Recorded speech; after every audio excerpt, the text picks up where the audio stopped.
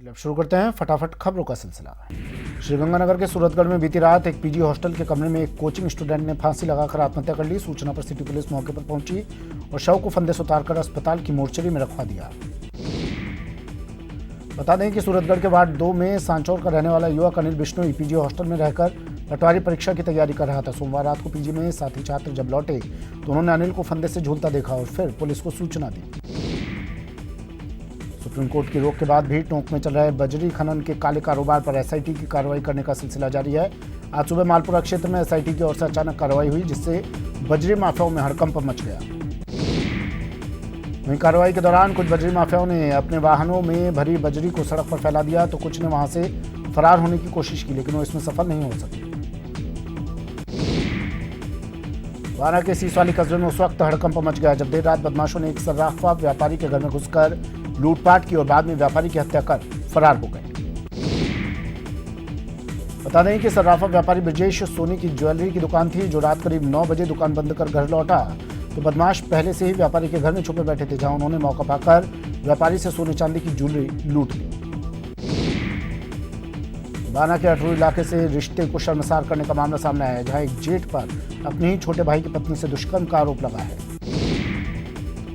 बाना की police line में उस वक्त हड़कंप मच गया जब महिला कांस्टेबल ने अपने सरकारी क्वार्टर में जहरीला पदार्थ खाकर खुदकुशी करने की कोशिश की। सूचना पर पुलिस मौके पर पहुंची और गंभीर हालत में महिला को अस्पताल में भर्ती करवाया गया, जहां उसका इलाज चल रहा है। प्राथमिक जांच में मामला गृह क्लेश का बताया जा रहा है। बता दें कि महिला के साथ उसका पति भी पुलिस लाइन में रहता है, लेकिन पत्नी की हालत जानने के लिए अस्पताल नहीं पहुंचा और घर में ताला लगाकर लापता हो गया।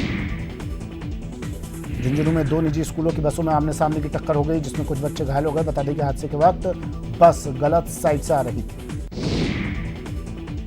अलवर के बहरोड थाना क्षेत्र में देर रात बदमाशों ने शराब ठेके के सेल्समैन को बंधक बनाकर देर रात हथियारों की नोक पर लाखों रुपए की शराब लूटी।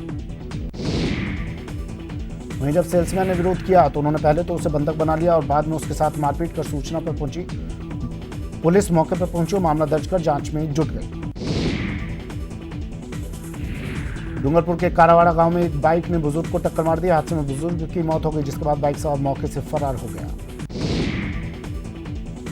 प्रदेश के सबसे बड़े सवाई मानसिंह अस्पताल के बांगड़ सेंटर के बेसमेंट में संचालित आयुष क्लिनिक में छत का प्लास्टर गिर गया। गनीमत रही कि हादसे के वक्त वहां कोई मौजूद नहीं था। दौसा में एक युवक को बंधक बनाकर उससे मारपीट की गई। करीब 8 घंटे बंधक बना शक्ति सिंह को लहूलुहान कर दिया गया। सूचना पर पुलिस मौके पर पहुंची और युवक को लोगों के चंगुल से छुड़वाया। एयरफोर्स ने बच्चों के लिए एक कट अबव नाम का एक गेम बनाया है, जो 31 जुलाई को लॉन्च किया जाएगा। इस गेम में बच्चों को भारतीय वायुसेना की ताकत और बालाकोट एयर स्ट्राइक की ताकत का अंदाजा भी होगा। इस गेम में बच्चे भारतीय वायुसेना के सुखोई, मेघ और जगुआर जैसे लड़ाकू विमान उड़ाते हुए दुश्मन के ठिकानों पर बम एयर स्ट्राइक कर सकेंगे। खास बात यह है इस गेम में बालाकोट के हीरो विंग कमांडर अभिनंदन भी दिखाई देंगे। भरतपुर के डिस्ट्रिक्ट क्लब में राष्ट्रीय स्तर के लॉन टेनिस और बैडमिंटन अकादमी क्लब का शुभारंभ हुआ। जिला कलेक्टर डॉक्टर आरुषि मलक ने ये उद्घाटन किया। उद्घाटन के दौरान कलेक्टर ने कहा कि भरतपुर में खेल प्रतिभाओं की कोई कमी नहीं है। इस प्रतिभा को निखारने के लिए इस अकादमी को खोल दिया गया है। कोर्ट के आदेशों की अनदेखी करना शिक्षा विभाग के कुछ अधिकारियों को भारी पड़ गया। मामले को गंभीरता से लेते हुए कोर्ट ने कुर्की के आदेश पारित कर दिए, जिसके तहत 2 अधिकारियों की कार्यालय चल संपत्ति को जल्द से जल्द कुर्क किया जाएगा। ये पूरा मामला 27 साल पुराना है, जब परिवादी को शिक्षक पद से सस्पेंड करने के बाद कोर्ट ने फिर से नियुक्ति के आदेश दे दिए थे। कोर्ट ने इस मामले को गंभीरता से लिया और प्रारंभिक शिक्षा विभाग के जोधपुर डीओ और बीकानेर डायरेक्टर की कार्यालय चल संपत्ति कुर्क करने के आदेश दे दिए। दौसा में प्रशासन ने मिलावटी मिठाइयों पर कार्रवाई करते हुए कई दुकानों पर छापे मारे, जिसमें जोधपुर मिष्ठान भंडार और अवैध मिष्ठान भंडार पर छापा मारा गया।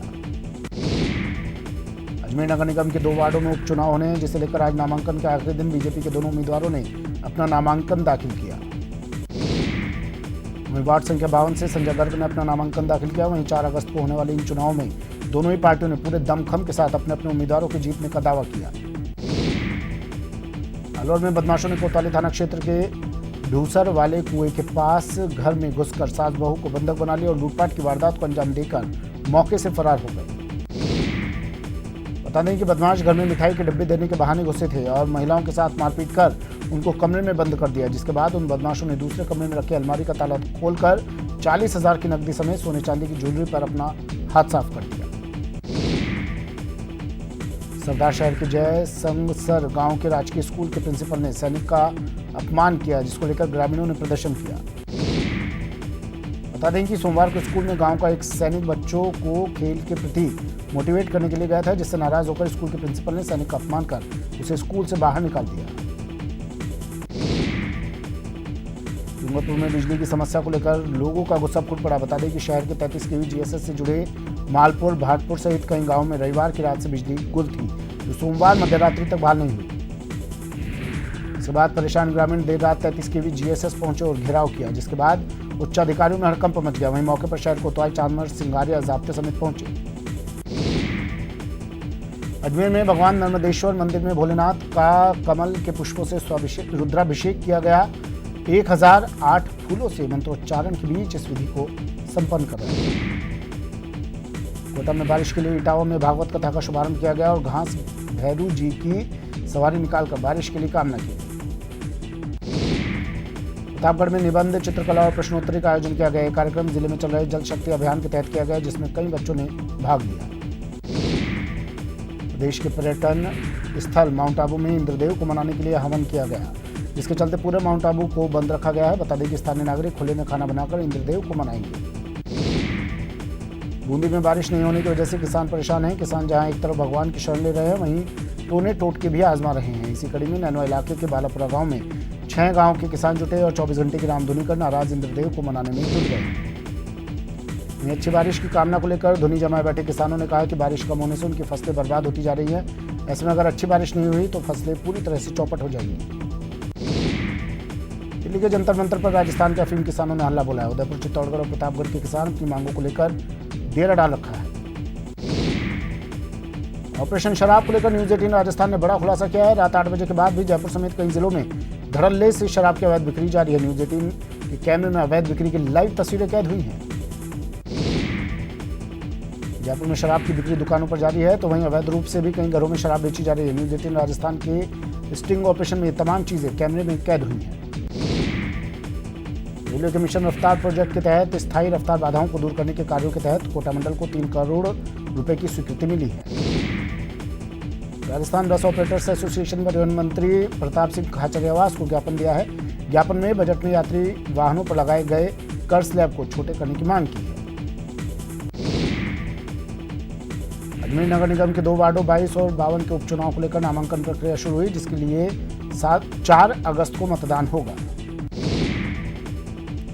जोधपुर में लगातार जातीय पंचों के फरमान जारी करने और समाज में हुक्का पानी बंद कर समाज से बहिष्कृत करने के मामले लगातार सामने आ रहे हैं। ताजा मामला जोधपुर जिले के खेड़ापा थाने के कोरियोबास इलाके का है।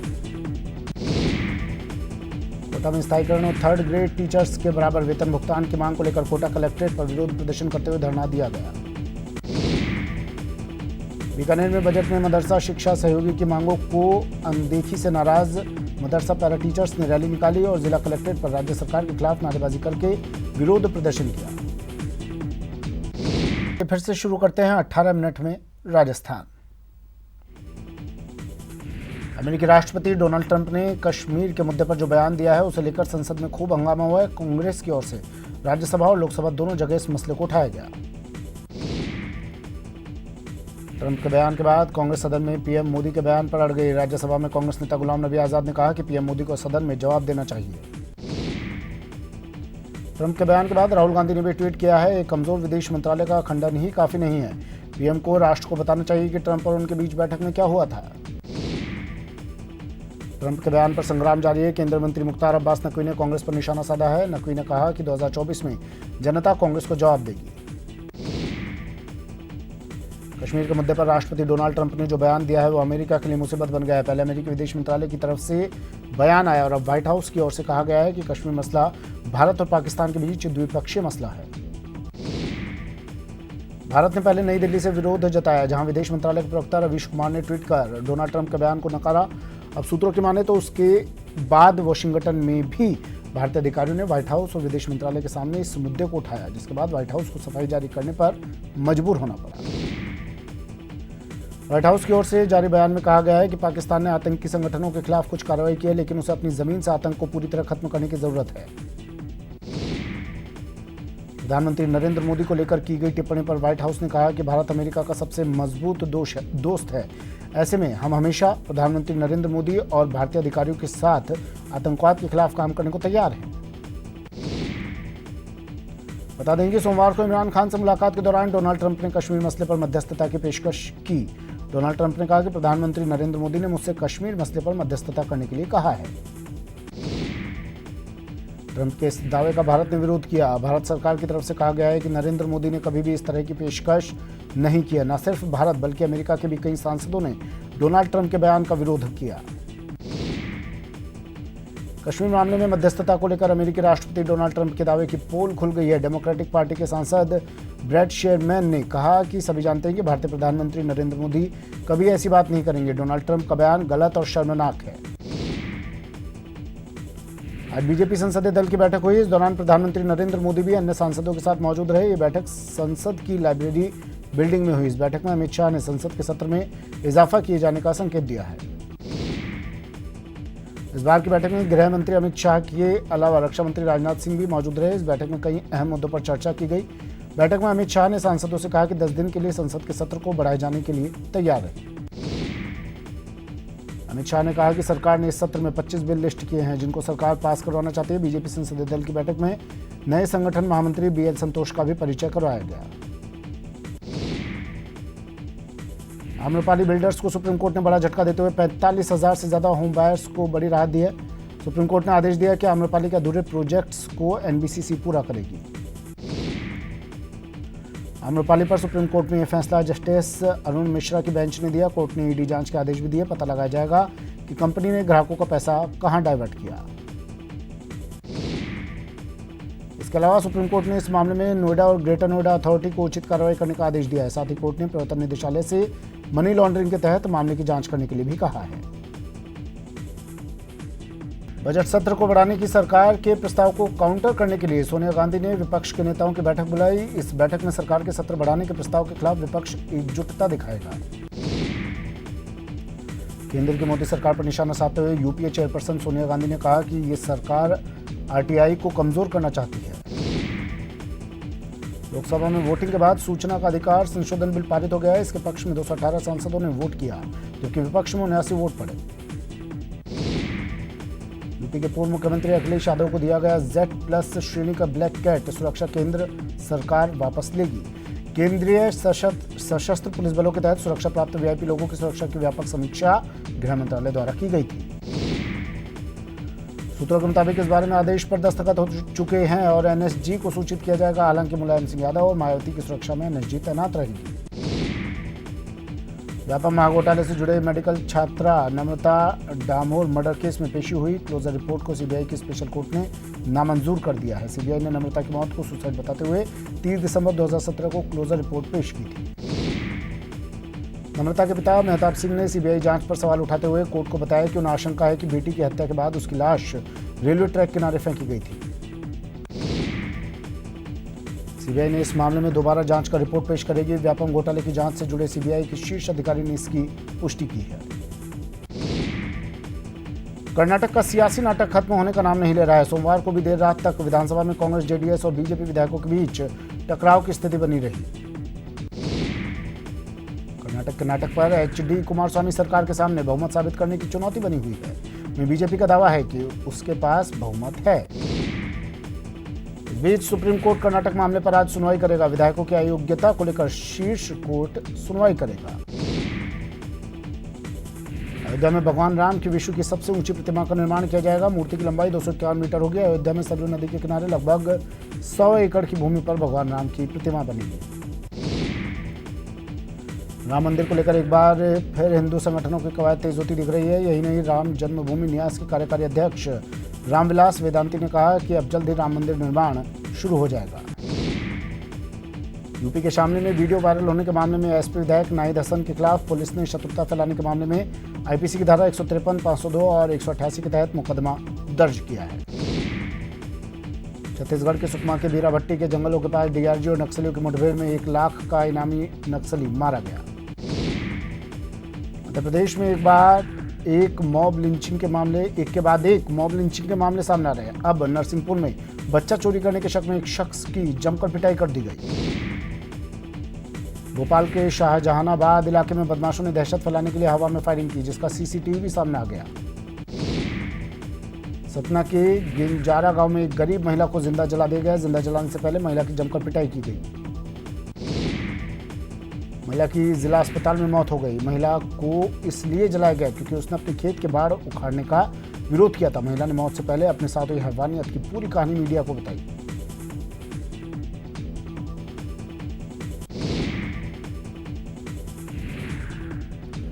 महिला ने उन लोगों के नाम भी बताए जिन्होंने इस पूरी वारदात को अंजाम दिया। इस जघन्य वारदात के बावजूद पुलिस प्रशासन का कोई बड़ा अधिकारी महिला के हाल जानने अस्पताल तक नहीं पहुंचा। बुलंदशहर में लगातार 5वें दिन बदमाशों की खोज और जहांगीराबाद क्षेत्रों में मुठभेड़ हो गई, जिनमें दोनों बदमाशों के पैरों में गोली लगी है। मुठभेड़ में पुलिस ने 25-25 हजार के इनामी बदमाशों को गिरफ्तार कर लिया। बदमाशों के पास से एक बाइक, एक कार, 7 तमंचे, कई जिंदा कारतूस बरामद किए गए। सहारनपुर में पुलिस ने चेकिंग के दौरान भाग रहे 2 इनामी बदमाशों को एनकाउंटर में घायल कर गिरफ्तार कर लिया। मुठभेड़ के दौरान पुलिस का एक जवान भी घायल हुआ है। शामली में पुलिस ने मुठभेड़ के बाद शातिर बदमाशों को गिरफ्तार कर लिया। एनकाउंटर में घायल बदमाशों के पास से एक तमंचा, कई जिंदा कारतूस और 10,000 की नकदी बरामद हुई। चलिए, बुलेटिन में फिलहाल इतना ही। दीजिए इजाजत। नमस्कार।